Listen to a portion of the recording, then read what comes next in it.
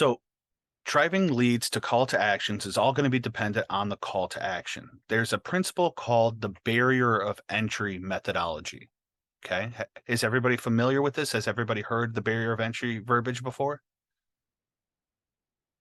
No, not yet. Okay, cool. Oh, sweet. All right, cool. Hey, I get to be the first one. All right. So a barrier of entry is a methodology, is a thought process in terms of how contacts perceive your value, right? What you are offering them in exchange for their information. That's called the barrier of entry. If we are asking them for all the information, their first name, last name, social security number, their blood type, their kid's first name, their firstborn kid's name, if we're asking them, the full caboodle here, that is considered to be a very high barrier of entry.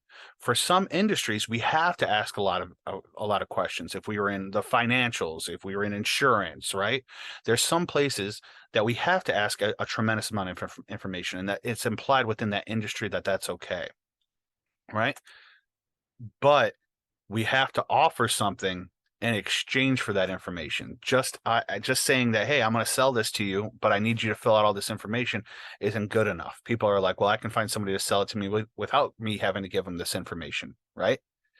And that's exactly what we don't want to have happen. So when we're thinking of barriers of entry, we want to think about this in terms of what is the minimum amount of information needed to move forward. Okay.